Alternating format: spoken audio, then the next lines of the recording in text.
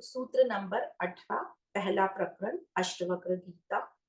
इसका जो काव्यात्मक रचना है वो इस प्रकार है।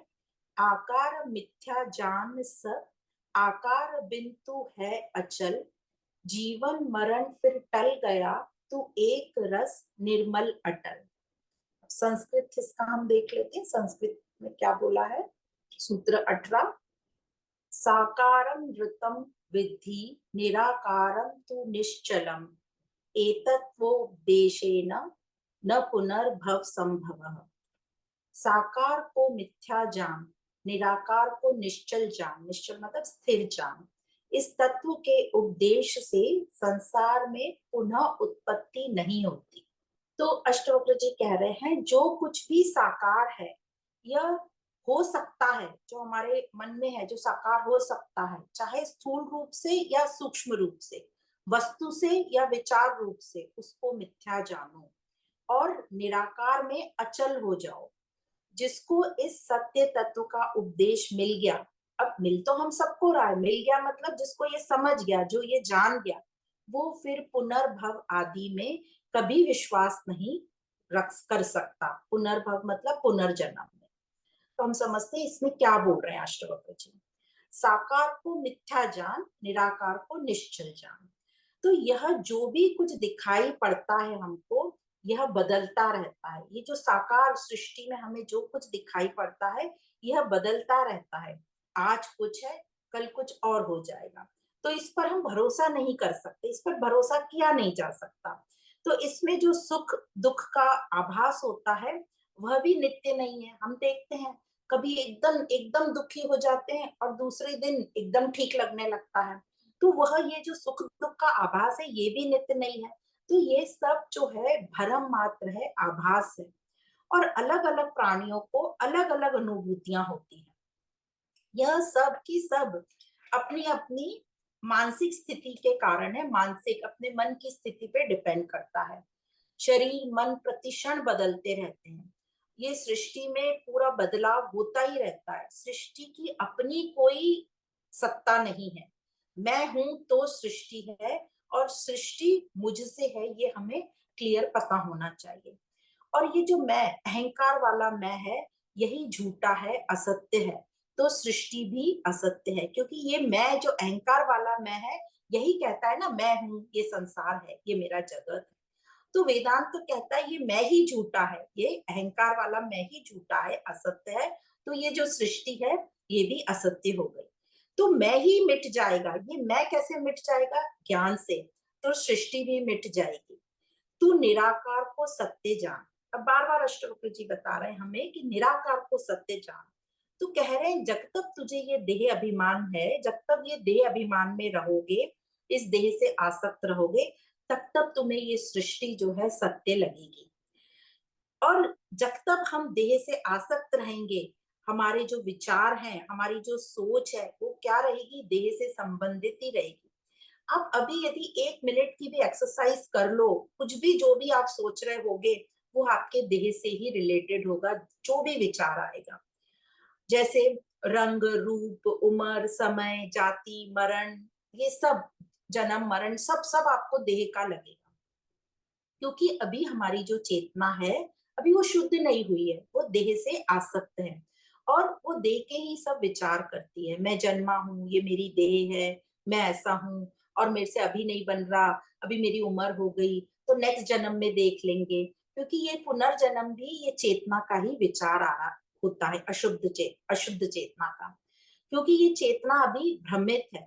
जो आज भी देह को सत्य मान रही है, तो जो आज देह को ये सत्य मान रही है जो कि गलत पहचान है, तो फिर ये आगे का जो पुनर्जन्म की बात कर रही है वो सत्य कैसे हो सकता है?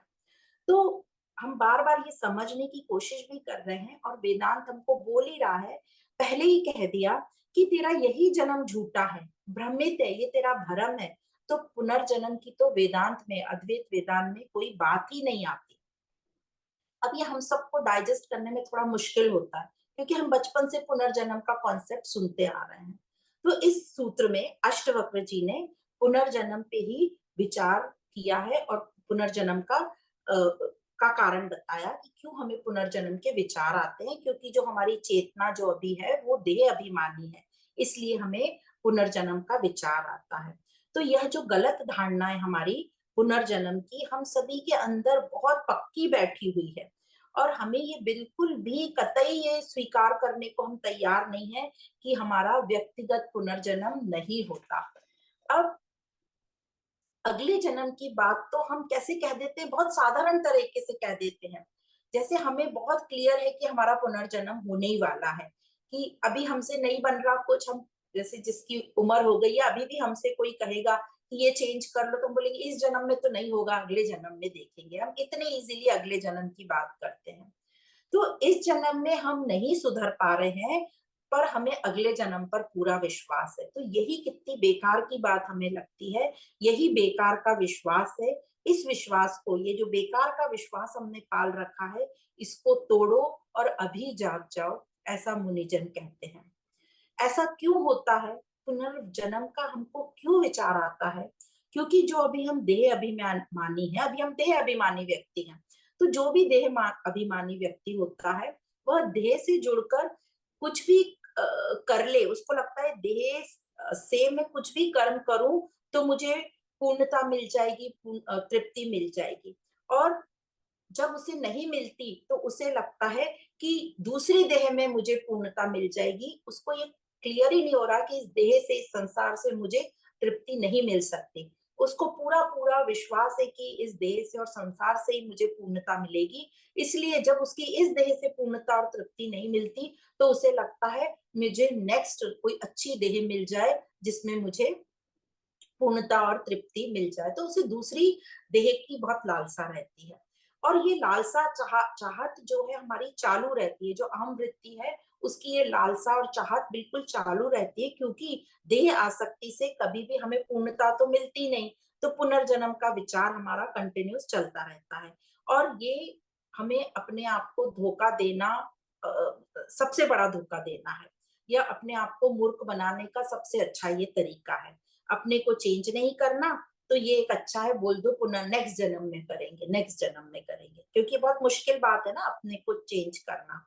और अज्ञानवश हम ऐसी बातें करते रहते हैं और कहते रहते हैं कि पिछले जन्म का अभी भोग रहे हैं और अगले जन्म के लिए हम पुण्य इकट्ठा कर रहे हैं। तो अष्टवक्र जी कह रहे हैं, जिसने निराकार नित्य ब्रह्म को जान लिया, उसकी तो उत्पत्ति मतलब पुनर्जन्म में कोई विश्वास ही नहीं होगा, क्योंकि पुनर्जन्म का विचार तो वही करेगा जो साकार से आसक्त हो, जो शरीर से, देह से आसक्त हो। पर जिसने साकार को मिथ्या या भ्रम जान लिया, मतलब असत्य जान लिया, अनित्य जान लिया, उसकी आसक्ति जो है नष्ट हो जाएगी। फिर वो पुनर्जन्म का विचार कैसे कर सकता है, करेगा ही नहीं।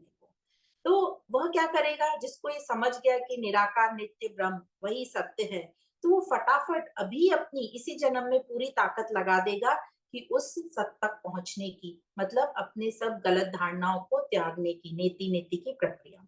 और एक भी वो अपना क्षण या अपना टाइम, समय वेस्ट नहीं करेगा, पूरी कोशिश करेगा कि इसी जन्म में मैं मुक्ति को पा लूं। तो अष्टवक्र जी कह रहे हैं यहाँ कि इस साकार जगत से मुक्ति के लिए यही तत्व उपदेश पर्याप्त है, इसी तत्व उपदेश से तू मुक्ति को पालेगा।